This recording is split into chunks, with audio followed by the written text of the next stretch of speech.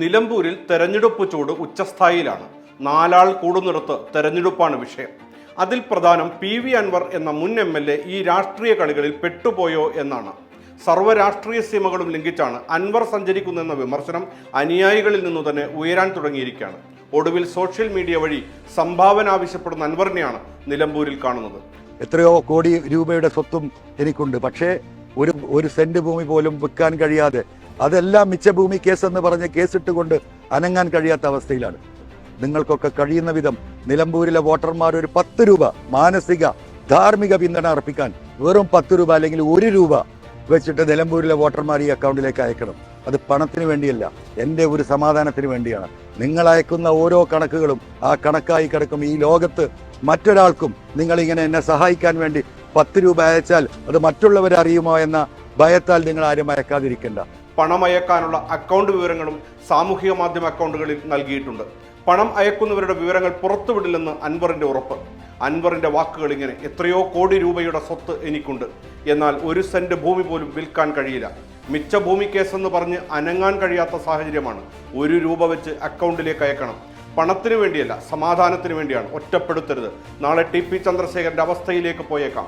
സഹായിക്കണം. പിന്മാറാൻ കഴിയാത്ത രാഷ്ട്രീയ പോരാട്ടത്തിലാണെന്ന് അൻവർ പറയാതെ പറയുന്നു. ചുരുക്കത്തിൽ ഇടതും വലതും തമ്മിലുള്ള സാധാരണ മത്സരമെന്ന നിലയിൽ നിന്ന് മാറി ഇഞ്ചോടിഞ്ച് പോരാട്ടത്തിന്റെ പ്രതീതിയാണ് നിലമ്പൂരിൽ. അൻവർ പിടിക്കുന്ന വോട്ടുകൾ എത്ര ചെറുതാണെങ്കിലും ആർക്കാണ് ദോഷം ചെയ്യുന്നത് ചർച്ചയാണ്. സവിശേഷതകൾ ഏറെയാണ് ഈ തെരഞ്ഞെടുപ്പിന്.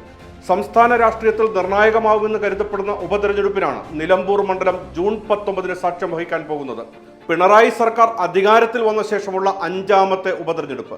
ഇതുവരെയുള്ളതിലെല്ലാം സിറ്റിംഗ് സീറ്റ് മുന്നണികൾ നിലനിർത്തിയതാണ് അനുഭവം.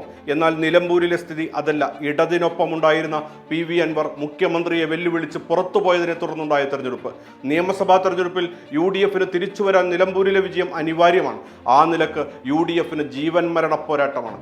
LDFന് 3ാമതും തുടർഭരണം എന്ന ലക്ഷ്യത്തിലേക്ക് കൂടിയുള്ള ചവിട്ടുപടി മാത്രമല്ല, അൻവറില്ലാതെയും ജയിക്കുമെന്ന് കാണിച്ചു കൊടുക്കുകയും വേണം. UDFുമായി അകന്ന് സ്വതന്ത്രനായ അൻവറിനാകട്ടെ തട്ടകത്തിൽ ശക്തി തെളിയിക്കേണ്ടത് നിലനിൽപ്പിന്റെ പ്രശ്നമാണ്. പലതരം ന്യായങ്ങൾ നിരത്തി ഉപതെരഞ്ഞെടുപ്പിൽ നിന്ന് തുടക്കത്തിൽ വിട്ടുനിൽക്കാൻ ശ്രമിച്ച BJPക്ക് പുതിയ പ്രസിഡന്റ് വന്ന ശേഷം നില മെച്ചപ്പെടുത്തേണ്ട ബാധ്യത കൂടിയുണ്ട്. നീണ്ട ഇടവേളയ്ക്ക് ശേഷം ഉപതെരഞ്ഞെടുപ്പിനിറങ്ങിയ STPക്കും വോട്ടുയർത്തേണ്ടത് അനിവാര്യമാണ്. അംഗം ഇടതും വലതും നേർക്കുനേരാണെങ്കിലും മറ്റു പാർട്ടികളും സ്വതന്ത്രനായ അൻവറും പിടിക്കുന്ന വോട്ട് അതിനിർണായകമാവും. 75,000 വോട്ട് മിനിമം പിടിക്കും. ചിലപ്പോഴത് 1,00,000 വോട്ടിലേക്ക് പോയാൽ അത്ഭുതപ്പെടേണ്ടതില്ലെന്നും അൻവർ. ചിന്തിക്കുന്നവർക്ക് ഈ കണക്ക് ബോധ്യപ്പെടില്ലെന്ന് അൻവർ. നേരത്തെ അൻവർ നടത്തിയ വിമർശനങ്ങളിൽ കാമ്പുണ്ടായിരുന്നുവെന്ന് പറഞ്ഞവർ ഏറെ. പോലീസിലെ കാവ്യവൽക്കരണം ഉൾപ്പെടെ ശരിവെച്ചവർ ഏറെ. പക്ഷേ ഇപ്പോൾ അൻവർ ആരോടാണ് ശരിക്കും മത്സരിക്കുന്നതെന്ന് ചോദിക്കുന്നവരും ഏറെയാണ്.